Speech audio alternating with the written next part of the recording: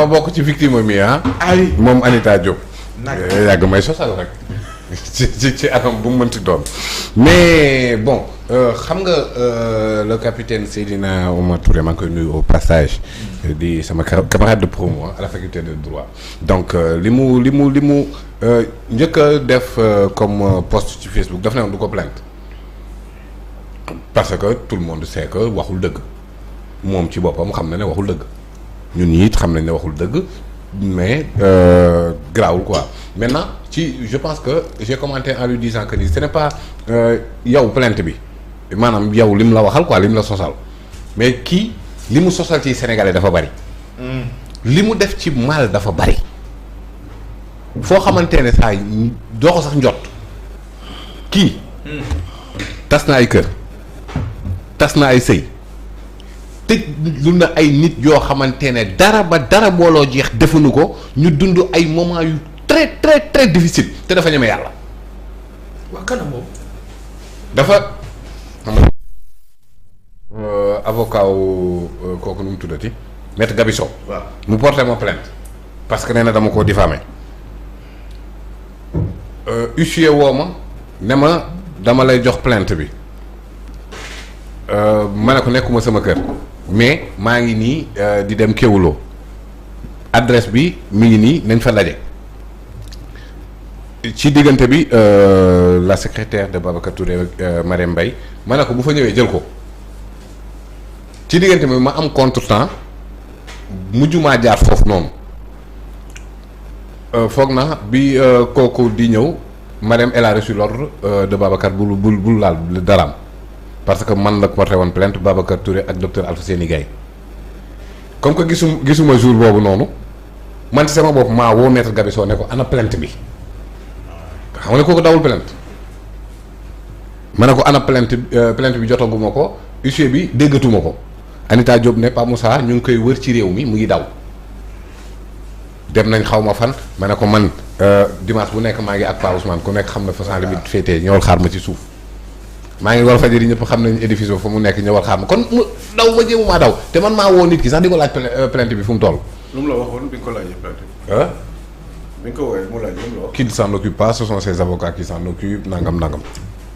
Bon finalement jour ba may ba waa ji di ñëw man dama jékki-jékki di génn sama kër rek huissier bi mel ni ku njëkk a teg ma ne ko waaw sëñ bi nu mu demee noonu mel ni genre kuy daw quoi nga koy jàpp wala quelque chose du genre mu ne man la huissier xaw ma lan ak lan affaire yooyu noonu ma ne ko non man de jaruma wër ci réew mi andil ma signal ko décharge bu dem parce que daw ma li may wax xam naa ko mu bindaat ne renseignement yi dañ maa topp Anita Diop ñeme yàlla may daw xaw ma la. huissier bi góor wala jigéen. dinaa ñëw foofu noonu.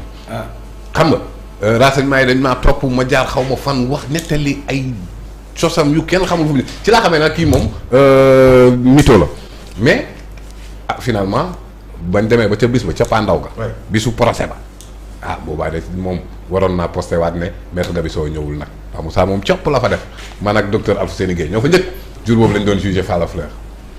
waaw moom lañ gisul waaye nun tey woon na ak sunuy preuve léegi ma jàpp ne en fait parce que man compte boobu noonu. ñoom dañu yónni woon seen avocat wala. ñoom dañu yónni woon seen avocat wala ñoom kenn ñëwul. kenn ñëwul seen avocat ñëwul. moo tax juge bi ne. dara waaye ko de. daf ko annulé carrément demal classé non suite de que. sans suite demal toog non sans suite sax procureur la moo tax ma bañ a utiliser mais bon pour dire que. compte boobu noonu lu yàgg la compte bi du lu bees. ñëwul dans la foulée de l'affaire Sweet Beauté man si ma mémoire est bonne yi ma ko doon gis muy gën a défendre Idrissa Seck Pape Malick Ndour bon am na yeneen yoo xamante ne sax xëy na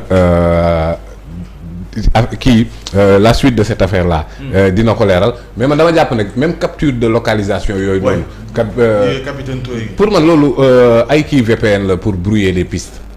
mooy ni mënuñu faa doon VPN du jàpp Sénégal après wala ñu xam. non da si di joxe yenn zone yi. non enquête day joxe zone day joxe na. Diamniadio centre de conférence Abdou Diouf. joxe na Ziguinchor Casamance quelque chose du genre. Dakar dans la banlieue après bon voilà ay Dubaï ay affaire pour man loolu du problème bi pour man boo naree topp ci piste yooyu noonu da ngay sonn. mais Ousmane Sonko kan moo ko photo bi ñu ko jàppee Koungheul. voilà. cette photo moom kese ko am. c'est ce même compte qui avait posté. moom kese gendarme ñoo ko photo woon. mais ban gendarme la. ñi ko jàppoon ñoo ko photo. xam nga ñooñu bëriwul. kon kay nañ def boo xoolee photo boobu noonu. bu dul nit ku sol kagul moom ku jàkkaarloog Ousmane Sonko la. ñeneen ña nga xam ne nekk nañ foofu ça ne fait pas plus de 5 personnes ñooñu bu dee dañ koo jox seeni supérieur nga topp par supérieur ba supérieur boobu noonu maanaam par force bi nga jàpp ki ko jox Anita Diop mu leer parce que à un certain moment donné aussi dafa mel ni élément de renseignement quoi. waaw day sos moom day sosal yi dit xam nga renseignement sax renseignement mën na fiable mais moom ay renseignement yu erroné la doon yor yu doy waar ay diw fii la dëkk nangam léegi fan lañ porté plainte. fan lañu porté plainte. cybercriminel. waaw ñooñu ils dépendent du procureur procureur ba muy def conférence de presse veille ba mu jàppee Ousmane Sonko vendredi la ko jàpp def conférence de presse non vendredi lañ ko jàpp def conférence de presse samedi les avocats de Sonko ont riposté le dimanche avec maître Juan Branco mais samedi boobu noonu bi muy def conférence de presse am na vidéo bu mu projeté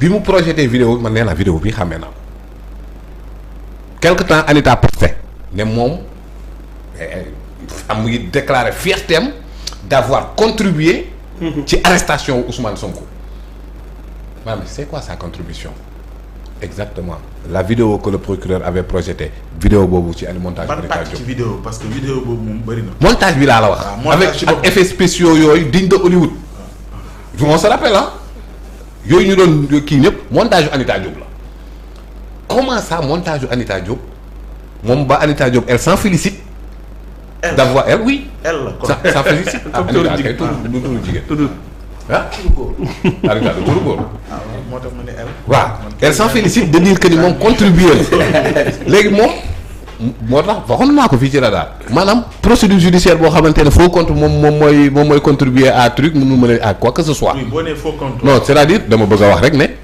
comme procureur lañ plainte aussi moom it lan moo tax mu jël vidéo Anita Diop boole ko moom bëggoon naa trop mu leeral. léegi bu ñu demee ba identifier ko ba ñu war ko lijjanti. lan nga jàpp non parce que man gëm naa ne du benn nit non du benn nit boo xoolee ni muy bindee sax di nga xam ne. ce n'est pas la même personne buy kii waaw. lan la kon ab compte la boo xamante ni dafa am ñaar ba ñett ñoo xam. ñu bëri oui parce que compte bi yàgg na nee naa la kon boobu noonu Anita Diop boobu existé woon na est-ce que yaa ngi may comprendre. waay mën na am dañ ko jël ci moom wala ñu jënd ko ci moom wala yu mel noonu. merci. foofu noonu Ousmane Sonko nekkoon ci auto police boobu noonu. mais ça va avec tous les moo tax ça m'a fait rire bi ñuy jàpp l'inspecteur Idrissa Sow naan da ngaa divulguer des données personnelles. dañoo fàtte données personnelles yu Anita Diop publié woon bi ñu jàppee Ousmane Sonko xanaa. da ngaa jàpp ni kii photo noonu. non mooy ku ko topp mu war la Anita. mën naa nekk ci ñi ko jàppoon. wala mën naa ku ko topp non dama bëgg wax ni pour mu leer sa xel ñan la daj ndax dafa jot ay tur. non mais kooku ay piste yoo jàpp non déedéet piste laa wax kay piste. kooku noonu photo ko noonu. ki photo Ousmane Sonko ku ko jàpp mu wax la fu Anita nekk. parce que photo boobu moom kese ko am parce que elle a commis l'erreur de signer la photo. Anita waaw kon keneen ku ko mënti publier ci moom nga ko jëlee. loolu du erreur ki signé kay moo ko tey. non tey jii nii non tey mën nga boo jékki-jékkoon rek photo Aliou Sow nga ne ko raj Pa Ousmane partagé maman partagé Cheikh Oumar partagé ba affaire bi wër viral. mën nga bañ a xam suspect zéro bi mën nga ko bañ a xam mais ñi ko yor yëpp. tu vois la signature Anita donc kon ki ko photo moom képp moom moo ko jox léegi kooku noonu bu dee supérieur am la ko jox da ngay demaat ci supérieur am mu ne la waat diw laa ko jox nga demaat ci diw benn ku nit. léegi plainte bi lu muy encourir tey bu fekkoon dem na ba sotti. non man plainte bi moom man personnellement je sais que Seydina Omar Touré amul lenn lu koy kii ci affaire bi nii. El Malick non plus parce que jiñ na leen fi lu nekk ku nekk jiñ na la lu nekk. mais léegi nag l'identité de toute cette personne qui a fait autant de mal parce que da doon toog fa muy toog naan diw mi ma ngi dëkk bërëb sàngam numéro ma ngi nii ak nii ak nii ak nii booy su après nga gis ñu jàpp ko. ñu jàpp ka mu joxe référence. tout le monde l'a vu à part ñi daw foog naa Ousmane Diagne moom ba ko Anita kii la jël tajaat bi. mais ba pare comme li nga doon wax du benn nit ça veut dire day am ñoo xam ni dañuy jël photo nit jël numéro téléphone nit yónnee ko mu génnee ko. certainement. jàpp nañ ci ñu bëri. certainement. léegi ñooñu noonu moom. bu c'est passé en fait dafa doon bind bu ngeen xamee kenn koo xam ni Pastef la bokk wala dara jox leen ma ko. te systématiquement ku mu génnee. dañ lay jàpp ñu jàpp la. waaw léegi bu ne yow bu ne diw rek ñu jàpp diw waaw yow moomu jàppi diw pourquoi nga jox autant de crédibilité à ça am na ñoo xamante ne defuñu dara lenn moom mooy seen kii mooy Anita da leen posté. su ma la déggee Fatima la Sonkolène dafa bind léppam menacé nangam as tout man bon je la connais. je connais Fatima ah non comme quoi waaw dañ koy jàppi dañ la war a jàppi nangam ak nangam fii la dëkk nangam man xam naa Fatima. ma xam ne elle est en cours danger quoi parce que moom ku mu signalé ñu jàpp la ma koy woo jotu ma ko coupé gis ne jàpp nañ ko waa léegi xam nga Pa Ousmane doo yeewu rek ne jàppi leen diw ñu jàppi ko waa léegi autorité yi jàpp bi parce que Anita moo dénoncé ñooñu tamit. xam nañ kuy Anita nga bëgg wax. wala it ko leen topp ñu wax ñu Anita lan moo tax ñu jox autant de crédibilité à cette personne là ba lépp lu mu joxe rek ñoom ñu dem jëli léegi nag enquête bi loolu lay jëriñ man pour man. véritable mbir mi démasquer la personne teg ko noonu fàng ça ne doit pas être compliqué pour l'État je pense bien. léegi buñ ko identifier. am na keneen ku nekk ci prison bi moom nee na xam na moom nee na xam na ko moom nee na xam na kuy Anita Diop. ku wax loolu. kooku tamit foog parce que moom mu ngi entre les liens de la détention. kana Bah Diakhaté. mu ne non dafa elle a Bah Diakhaté jëlul ay gants dafa wax carrément que ni moom xam na kooku day waxtaan ak moom nangam ak nangam loolu laa bëgg Sénégalais yëpp déggandoo ko nag procureur déggaale ko. non bu ma permettre sax ma def hommage. nee na bu ma permettre mu def hommage kooku penn ba. C'est une dame, je connais très bien parfaitement, mariée, mère de famille, qui vit par tantôt au Sénégal, tantôt à l'extérieur. Mi ngi fii jamono yi may wax ak yow mi ngi fii Sénégal gii. moom Anita. oui. tous les gens croient que maintenant. waroon na ko indi sama plateau bi. non elle n'a pas soxlawul loolu. maintenant ça li ma bëgg wax mooy Anita ce qui fait sa force déjà c'est une dame très sociale très sociable intellectuelle parce que ñi di wax dàq ñu koo jàng gën leen xam luy informatique est-ce que man nekk ci dëgg taxaw ci dëgg bu joxee information doo ko jëndi jamais ba mu dalee joxe information mën ngeen ko wekk baar mën ngeen ko baar doo ko baar jamais au plus grand wax nañu keroog Sonko feebaru dina génnee photo Sonko bu nekk ci hôpital gisaguñu ba tey photo bi. xaar leen rek génnoon na bu ñu toogee ci oto di waaj a daal toog leen rek ngeen xaar rek. waa léegi kii moom nee na xam naa ni taateelu. waa léegi jeexul dañ di génn. avec peu d'effort ñu xam kan la identité buy.